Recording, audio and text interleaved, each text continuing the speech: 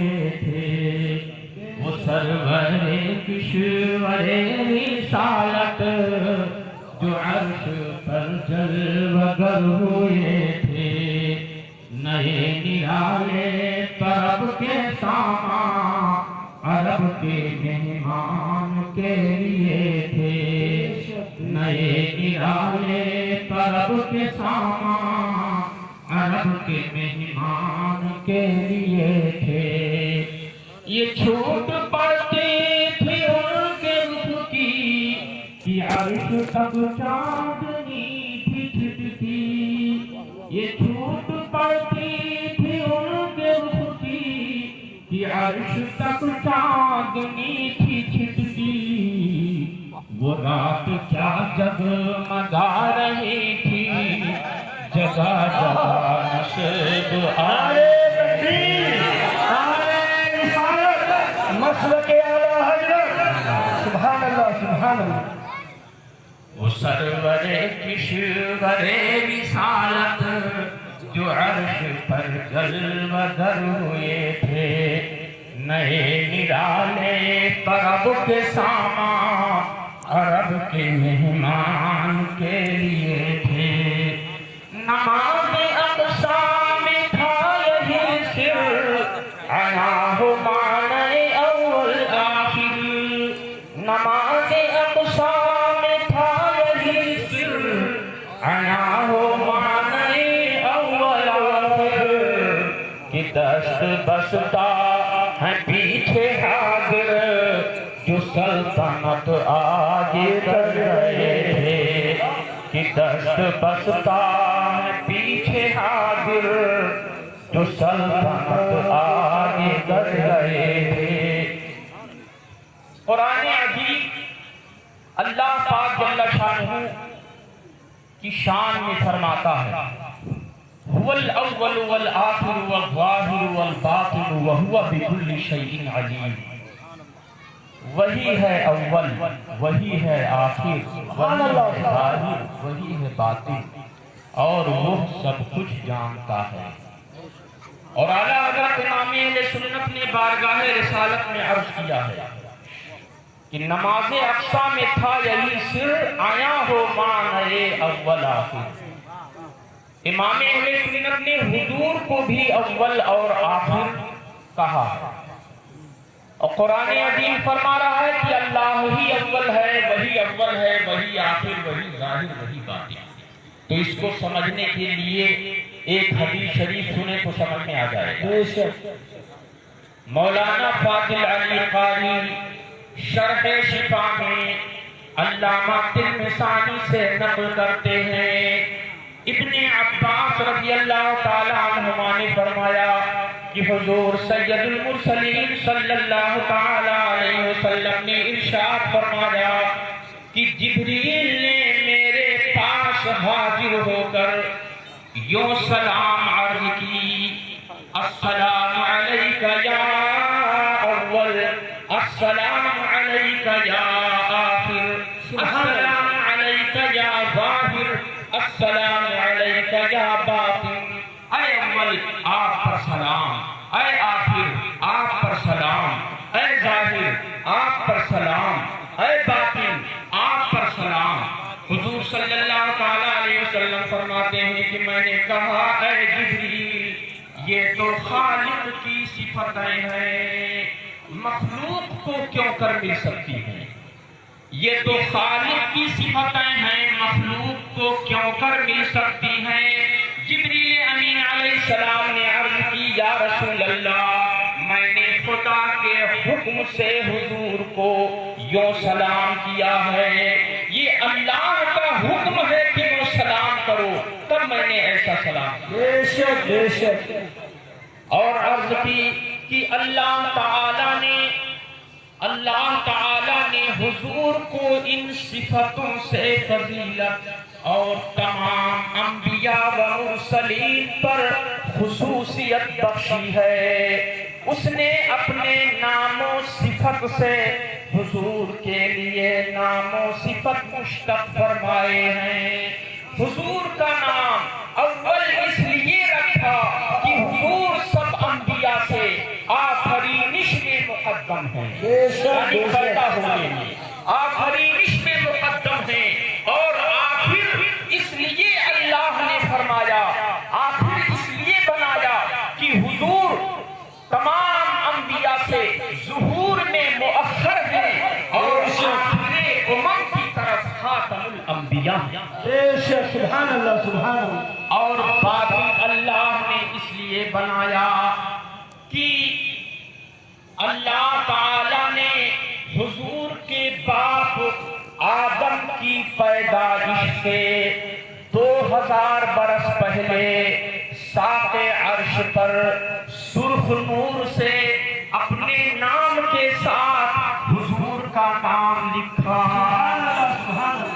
باقی اس لیے فرمایا کہ اللہ تعالی نے حضور کے باپ آدم کی پیدائش سے 2000 برس پہلے ساق عرش پر سرخ نور سے اپنے نام کے ساتھ حضور کا نام لکھا، اور مجھے حضور پر درود بھیجنے کا حکم دیا۔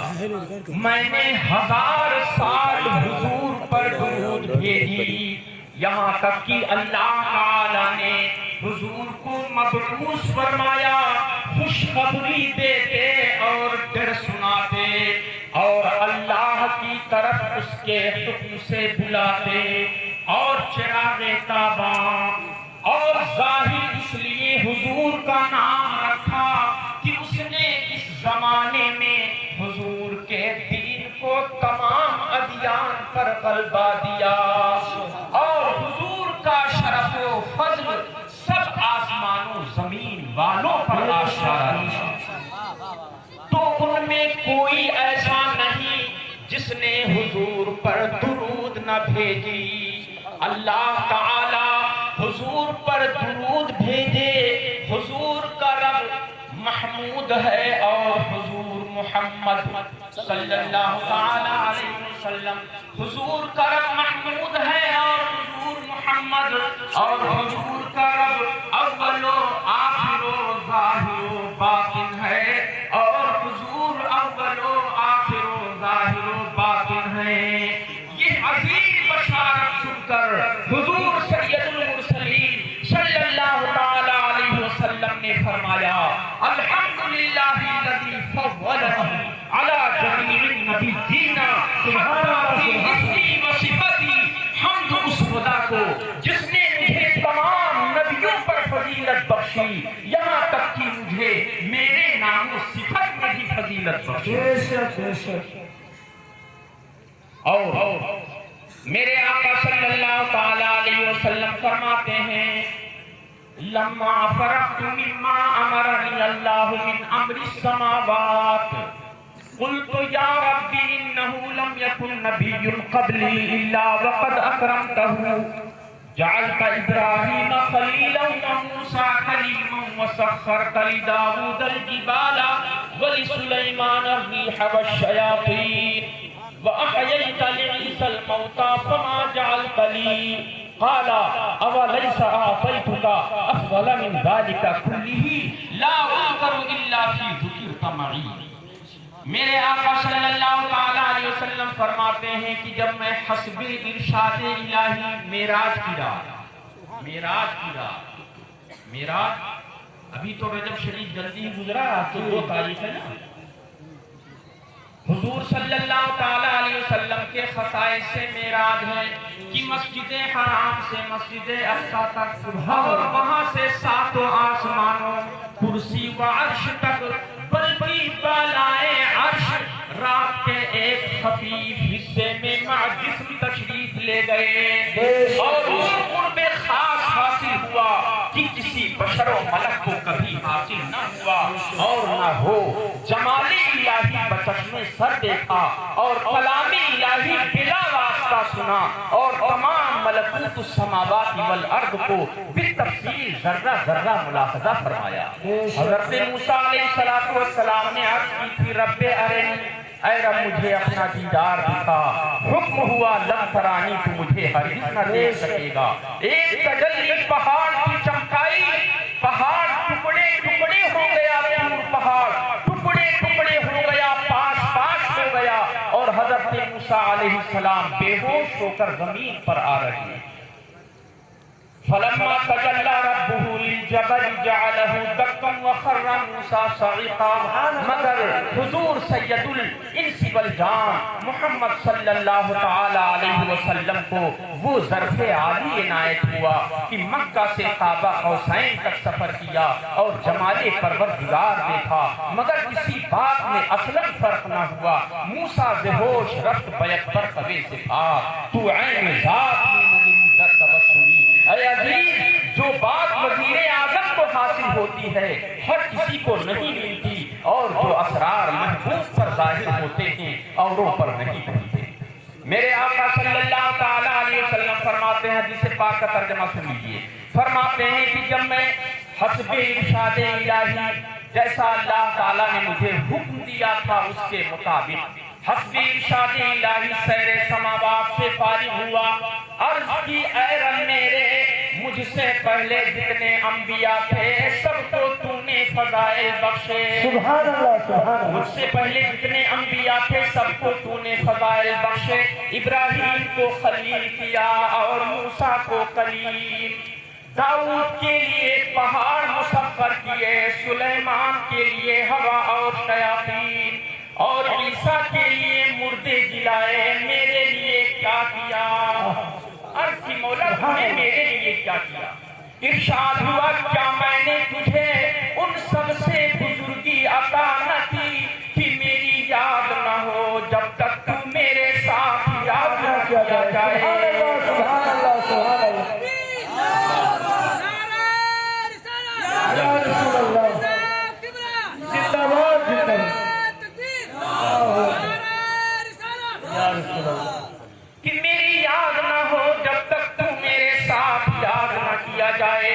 یہ لفظ حدیث انس رضی اللہ تعالیٰ عنہ کے ہیں، اور حدیث ابو ہریرہ رضی اللہ تعالیٰ عنہ سے یوں ہے کہ رب جل جلالہ نے فرمایا ما اعطیتک خیر من ذالک کلہ لا اذکر الا ذکرت معی، فرمایا ما اعطیتک خیر من ذالک اعطیتک الکوثر وجعلت اسمک مع اسمی ینادى به فی جوف السماء وخبأت شفاعتک ولم اخبأها لنبی غیرک، فرمایا اے محبوب جو میں نے تجھے دیا وہ ان سب سے بہتر ہے، میں نے تجھے کوثر عطا فرمایا اور میں نے تیرا نام اپنے نام کے ساتھ کیا کہ جوف آسمان میں اس کی ندا ہوتی ہے، اور میں نے تیری شفاعت ذخیرہ کر رکھی ہے اور تیرے سوا کسی کو یہ دولت نہ دی۔